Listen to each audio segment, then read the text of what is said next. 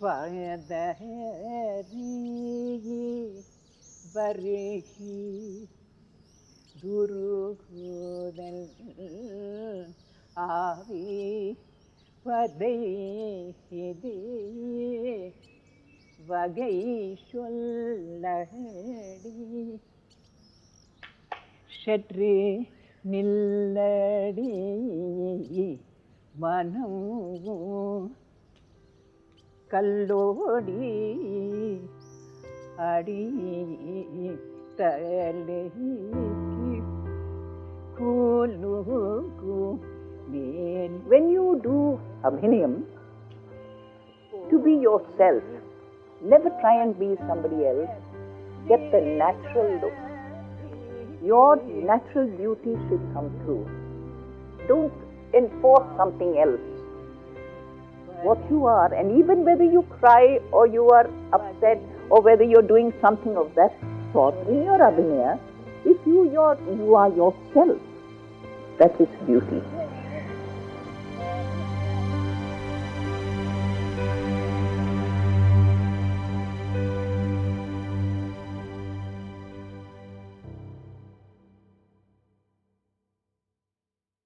Bharatanatyam, the classical dance form, is one of the oldest traditions of India. More than a dance, it is intrinsically a mode of worship. But the most remarkable aspect of this art form is its ability to serve as a powerful tool of communication.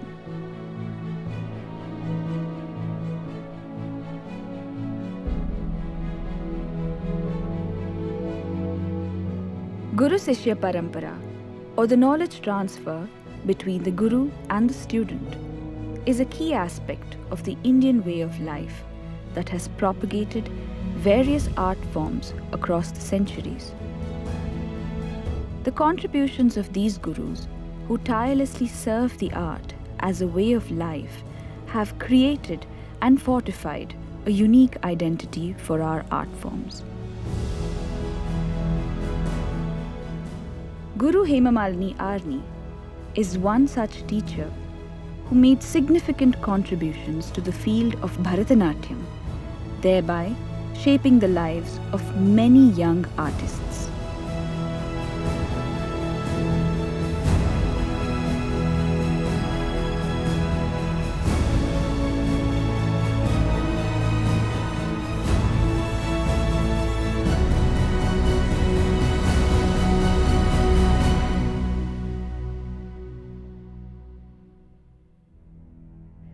From a little girl right up to today, it's been a fascinating journey. And the best part of it was that I was given some of the finest students one could think of. You know, intelligent and a window to the world.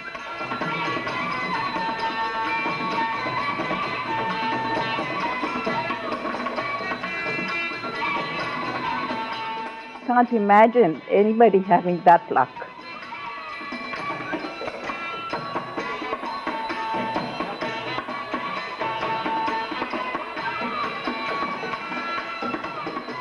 Hemamalini Arni was trained by two of India's most iconic figures in the field of Bharatanatyam.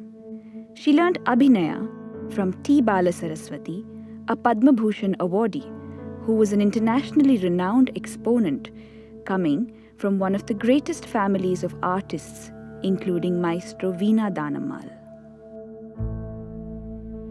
I was a little girl, maybe of about 10, 11, when I met her, and I had just finished my performance at Music Academy, Chennai, and she came home with a cup. She said, you know, I enjoyed your program. I liked the way you sang. And apart from your dancing, I enjoyed that you could sing as well. She said, would you like me to teach you? So, that's how it all came about.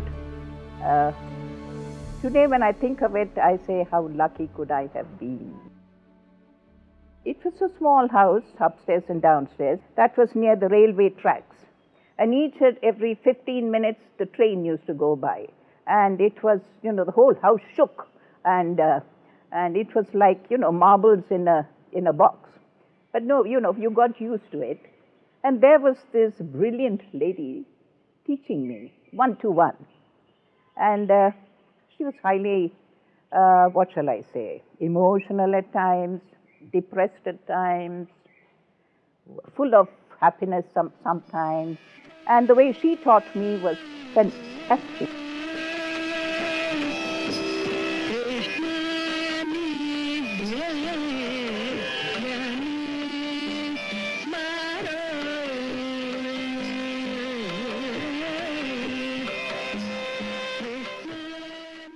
I don't think anybody had that opportunity. She said, watch me, Hema. And she would dance. And she would, illustrate the Abhinaya. I only learned Abhinayam. And she would do this. And then, okay, I saw that. And she said, you go and you come tomorrow. So we would go tomorrow. And I would watch her again. And it used to be totally different in another way of presentation. And then that's how I learned my Abhinayam. And so many beautiful padams. I can't tell you what the experience was like.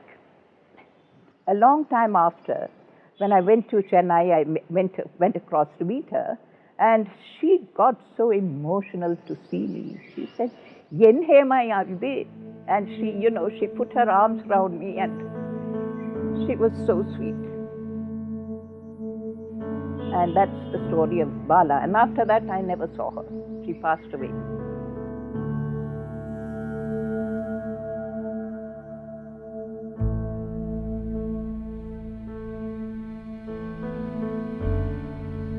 Guru Arni learnt Nritta from another stalwart, Varuvur Ramaya Pillai, a hereditary practitioner of Bharatanatyam, who was greatly responsible for popularizing the dance form in the contemporary times. To be quite honest, he was the usual run of teachers. He said, you do it 3 times, one in front, one at the side, and one at another. Tattumittu pannu, correct. But what he visualized, or his vision, was movement and speed in what he created. Absolutely brilliant. The artist was given freedom of movement, and she was womanly, and wonderful poses from our frescoes. And he seemed to have somehow got the best, the cream of society to teach, and he influenced the art that way. Yeah.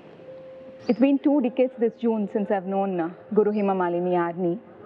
I remember the first day I walked in here, and once I saw her, I knew this is what I was looking for.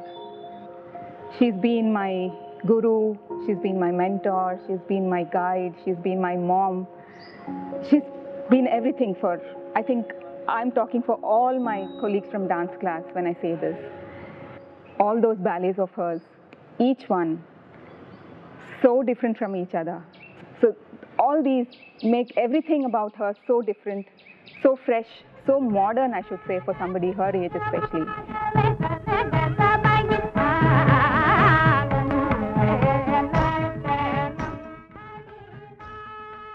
Oh, that was a fun thing. And my father knew Sri Ramalu Naidu. He owned Pakshi Raja Studios in Coimbatore. And he said, I have a little part for your daughter. Would she like to do it? And well, after much of hullabaloo in the house, movies and all this business, but however, they said, okay, a small part, let her do.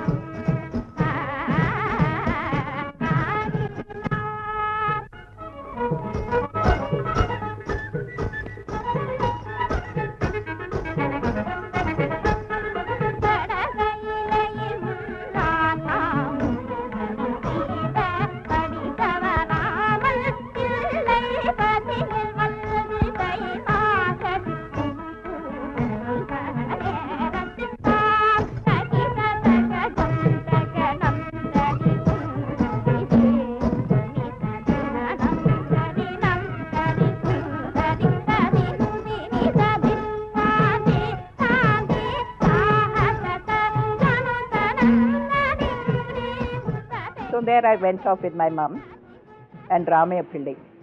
And there were many trips. One to learn the music, and then come back and then have it recorded with a huge orchestra, 50, 60 people, and there was this little thing standing and singing away in front of the mic with all these people. And then came later on the actual dance, and great fun for me, being padded on by makeup and every now and again saying lights and switch off and put on and all this business. And however, it was done. After a few days, rolled in a lovely little standard car. And it said from Mr. Sri Ramalu Naidu in appreciation. And there it was, for a little girl at, say, about 11 or 12, to possess this. I thought I was the cat's whiskers. Well,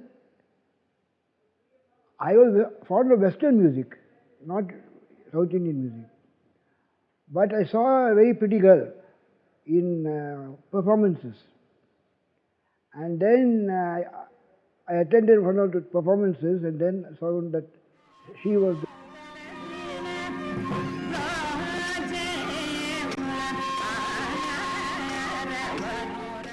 the most glorious voice I've ever heard. In those days was M.S. Subbulakshmi, the greatest singer, South Indian singer India has produced. I always put her on a par with her. Her dancing and teaching is nowhere in par with her singing. Her singing is something unbelievable. And even later in life, I said, if I had any moment of sadness or happiness, I can ask her to sing. So the house is always full of music. So I had to fall in love with such a girl. Pavalavai kamala shengal pachai malai bol meni Pavalavai kamala shengal tatisa nidani. I respect my students. And I say, you shouldn't be the boss. You should respect the person in front of you and say that intelligence could be even better than yours. And that one-to-one is a huge plus point in learning. She takes the best from you and you try and teach the best in her. That's the best.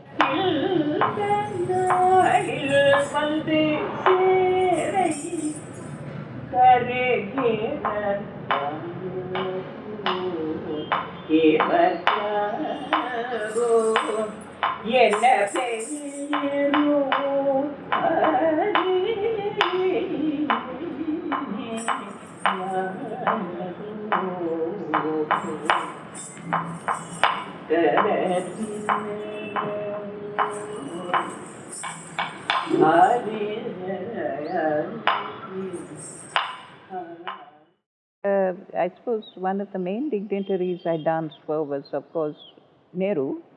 And when he opened the engineering college at Karaikudi, and we were there, and I danced for about 10-15 minutes, and I went back to change, and then a message came to say, would you like to, he would like to meet you. And, I had to run down and meet him. And he was absolutely so, he said it was lovely, thank you. And I looked at him, and he was practically my height, even in that young age. And I told myself, my God, he's pretty handsome. I remember that. And the papers were full the next day. You can't imagine. Every newspaper in town carried it. Then I danced for Lady Mountbatten. I was supposed to, her husband was supposed to be there too. Then there was a governor and his wife. There was Sri Rajagopalachari in the crowd. There was Radha Krishnan in the crowd. Wow. Few words, 1,000 pranam to her. She is, doing such a wonderful work for this younger generation. And I was, believe me or not, I was as if I was watching a professional concert, professional dance. Believe me or not, you have taught so wonderfully, so beautifully. God gives you more. There are two people, apart from my parents, of course, that I would like to thank so very much.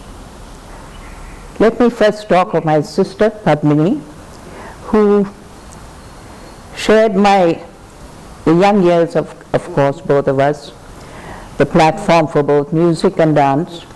The understanding between the two of us was so wonderful. She would, many a time when singing the padam, she would stop singing and I would take over. I had the hanging mic in front and then I would sing. And then if I felt a little tired, she would rejoin again. It was a perfect understanding, and in those days, very different, very new. Then came Chandru, later years, when I started teaching. I started in a very small way. I never expected it to take off. When I don't know how, but it suddenly blew, really. And I had about over 100 students learning from me, and 3 shifts working out, and all being done by myself alone. And the hustle and bustle that, in this home of ours. And he took it all so well, so beautifully, Chandru that is, and always so encouraging. Sometimes an example is all we need. Every endeavor that we make towards living up to that example just gives more purpose to life. Hema Aunty is that example for me, who taught me selfless giving. I have learned dance. I have got the opportunity to meet this wonderful person. And every decision that I make as I go forward is a result of my association with her. I really say music is my first love.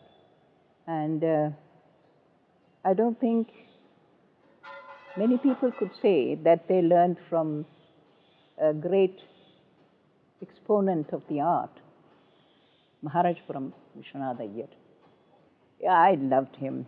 How many songs, books and books of songs from a very eminent person who taught Shemangudi, who taught Musri Subramanyam Iyer.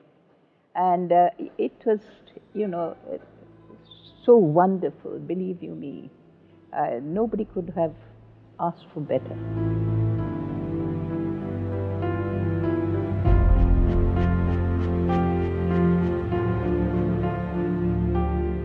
The very nature of art is such that it gives. But Guru Hemamalini Arni, through 5 decades of selfless service, teaching countless number of students, has given more to the art than art could give one, thereby building a sanctuary of love, hope, and courage in the hearts of thousands, and creating a legacy that will live by in the years to come.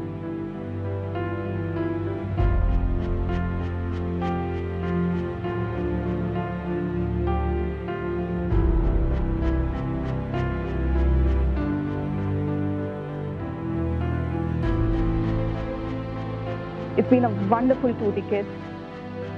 I wish she could be with us forever and ever. I cannot express in words my gratitude. Thank you, Hema Aunty. Thank you so much. Thank you, Aunty. Thank you, Aunty. Thank you. Thank you, and I love you. I can't imagine my life without Bharatanatyam or music, and I'm ever so grateful.